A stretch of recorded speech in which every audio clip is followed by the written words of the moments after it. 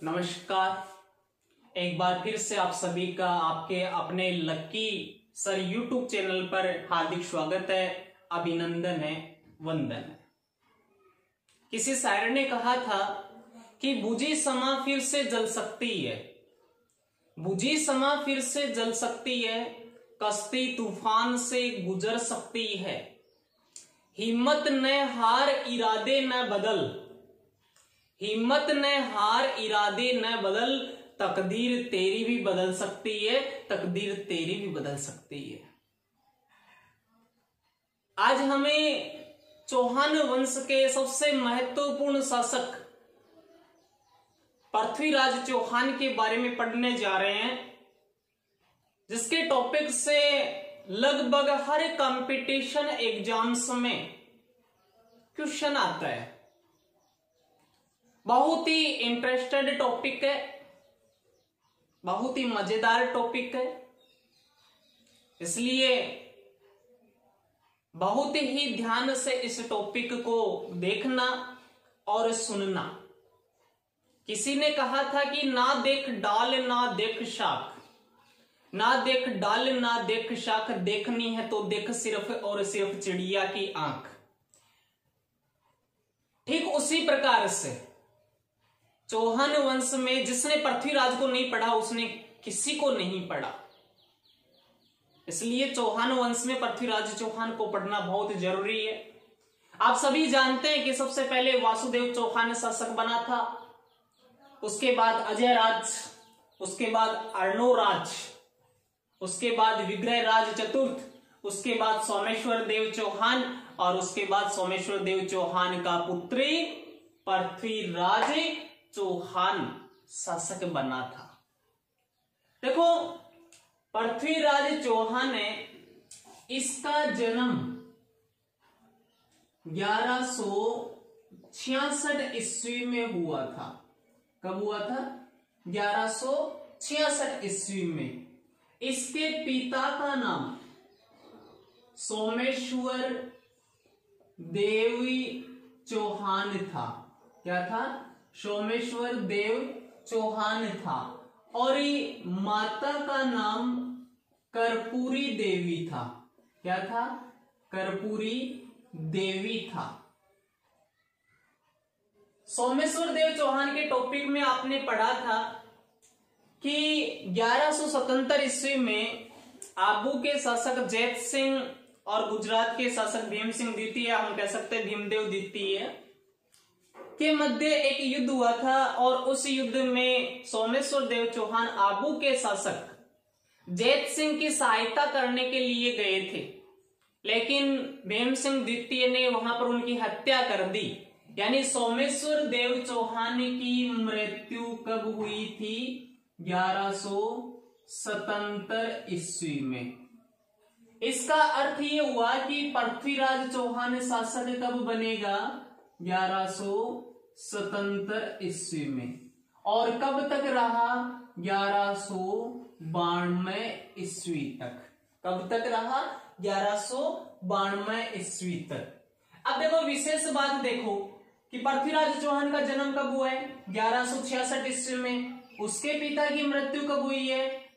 1177 ईस्वी में। इसलिए सवाल ये उठता है कि जिस समय पृथ्वीराज चौहान अजमेर का शासक बना था, उस समय उसकी आयु महज कितनी थी? तब जवाब होगा 11 वर्ष। अब आप बताइए कि क्या 11 वर्ष का बालक शासन का संचालन ठीक ढंग से कर सकता है? नहीं। ऐसी स्थिति में उसे एक संरक्षक की आवश्यकता होती है, और उस समय उसके संरक्षक के रूप में कार्य किसने किया? कर्पूरी देवी ने। यानी पृथ्वीराज चौहान की संरक्षिका कौन बनी? कर्पूरी देवी बनी, उसकी मां बनी थी। दूसरा सवाल ये पैदा होता है कि कर्पूरी देवी कौन थी? देखो, आप सभी को पता है कि अपना राजस्थान यहाँ है। ज्यादा बड़ा ना बनाते हुए छोटा सा बना लेता हूं। यहां कौन सा क्षेत्र है? अजमेर। और इस समय अजमेर का शासक कौन है? पृथ्वीराज तृतीय, ये पृथ्वीराज तृतीय है। इससे पहले 2 पृथ्वीराज और हुए लेकिन उनका महत्वपूर्ण योगदान नहीं था। और यही पृथ्वीराज तृतीय इतिहास में पृथ्वीराज चौहान के नाम से जाना जाता है, और यही पृथ्वीराज तृतीय इतिहास में राय पिथौरा के नाम से भी जाना जाता है। यहां पर एक क्षेत्र था जिसका नाम क्या था, दिल्ली। यहां का एक शासक था जिसका नाम था अनंगी पाली तोमर। उसके कोई पुत्र नहीं था, केवल एक पुत्री थी, और उस पुत्री का नाम क्या था, कर्पूरी देवी। क्या नाम था, कर्पूरी देवी। इसका अर्थ यह हुआ कि पृथ्वीराज चौहान का ननियाल कहां है, दिल्ली, और कर्पूरी देवी किसकी पुत्री है, दिल्ली के शासक अनंगपाली तोमर की पुत्री है। तो 1177 ईस्वी में पृथ्वीराज चौहान 11 वर्ष की आयु में शासक तो बन गया, लेकिन शासन का संचालन कौन कर रहा है, उसकी मां कर्पूरी देवी। कर्पूरी देवी ने शासन का संचालन करने के लिए 2 व्यक्तियों की सहायता ली थी, जिसमें एक तो था प्रधानमंत्री और एक था सेनापति। प्रधानमंत्री कौन था, कदम्बी दास, और सेनापति कौन था, भुवनी मल। तो ध्यान रखेंगे कि कर्पूरी देवी ने प्रधानमंत्री कदम्ब दास, इसको केमास भी कहते हैं, और सेनापति भुवन मल की सहायता से शासन का संचालन किया।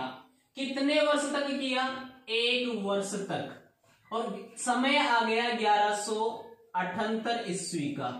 1178 ईस्वी में स्वयं पृथ्वीराज ने शासन की बागडोर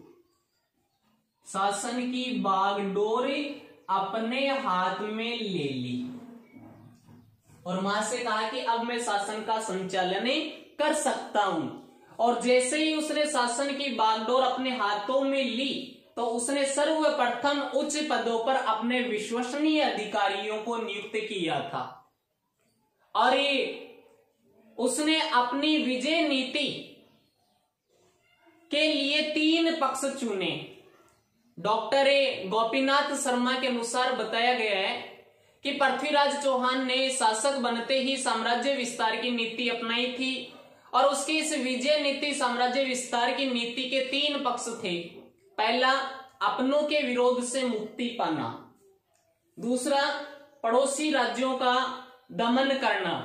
तीसरा, विदेशी शत्रुओं का मुकाबला करना, उनका सामना करना। जिसमें सबसे पहला पक्ष कौन सा है, अपनों के विरोध से मुक्ति पाना। देखो, जब पृथ्वीराज शासक बना था उस समय उसकी आयु महज कितनी थी, 11 वर्ष। तो उसकी अल्प आयु का फायदा उठाते हुए उसका एक चाचा था जिसका नाम था अपरिगांगे।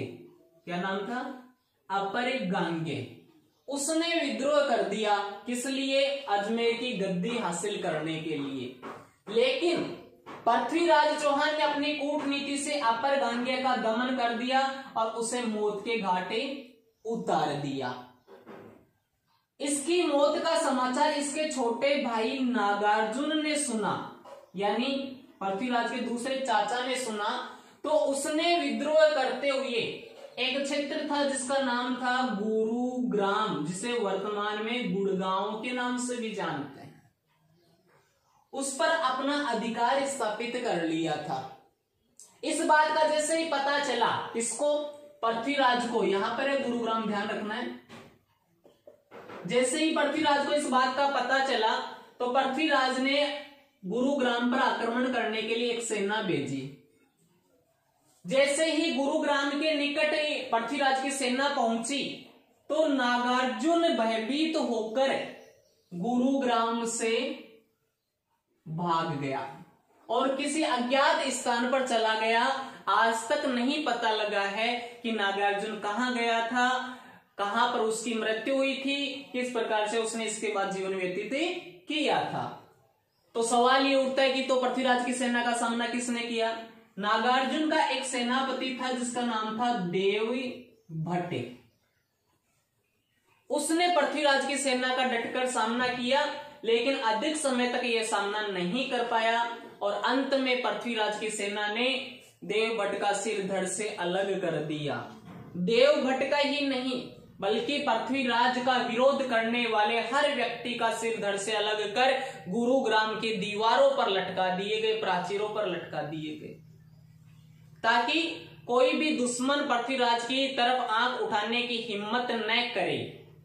इस प्रकार पृथ्वीराज चौहान ने अपने दो लोगों यानी अपने दो चाचा अपर गांगे और नागार्जुन का दमन कर अपनों के विरोध से मुक्ति प्राप्त कर ली, अर्थात विजय नीति के पहले पक्ष में सफलता हासिल कर ली थी। तो कोई भी आपसे पूछे कि पृथ्वीराज के कौन कौन से चाचाओं ने उसके अल्प आयु का फायदा उठाते हुए ये विद्रोह किया था, एक का नाम अपर गांगे और दूसरे का नाम नागार्जुन। नागार्जुन के सेनापति का क्या नाम था? देवभट्ट। ये तो हो गया अपनों के विरोध से मुक्ति पाने का कार्य। उसकी विजय नीति का दूसरा पक्ष आप सभी को पता है। दूसरा पक्ष कौन सा है?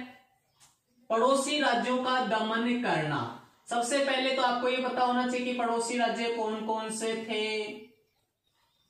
यहां देखो एक क्षेत्र है जिसका नाम है गुरुग्राम।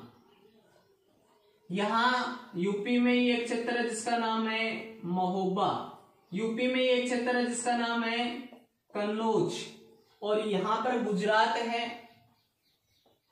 ध्यान रहे, पड़ोसी राज्यों में सबसे पहले हम चर्चा करते हैं गुरुग्राम की। किसकी चर्चा करते हैं? गुरुग्राम की।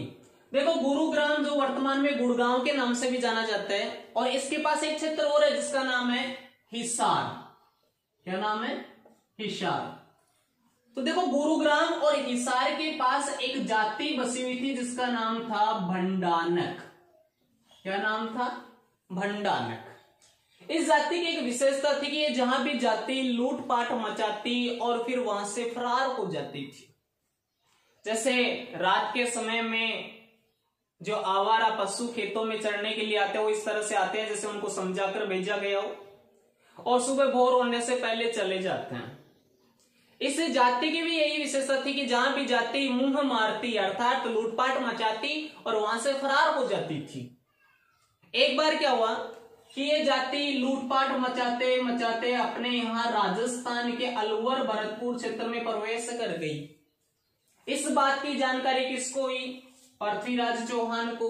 तो पृथ्वीराज चौहान ने इधर से गुरुग्राम पर आक्रमण करने के लिए एक सेना भेज दी, और वहां पर भंडानक जाति का जितना भी धन लूट कर रखा हुआ था उस धन को लूटने का कार्य शुरू कर दिया।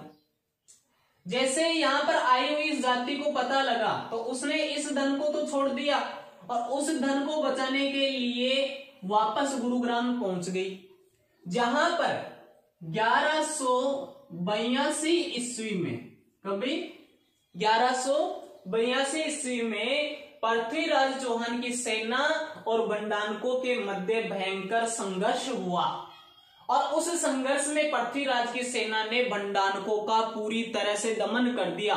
यह कहा जाता है कि इसके बाद भंडानक कभी उठ नहीं पाए थे। और इस प्रकार से 1182 ईस्वी में पृथ्वीराज ने अपनी विजय नीति के दूसरे पक्ष पड़ोसी राज्यों का दमन करने की पहली सीढ़ी पार कर ली थी। किसका दमन करके? भंडानकों का दमन करके। उस समय एक समसामयिक लेखक हुआ जिनका नाम है जिनपित सूरी। क्या नाम है?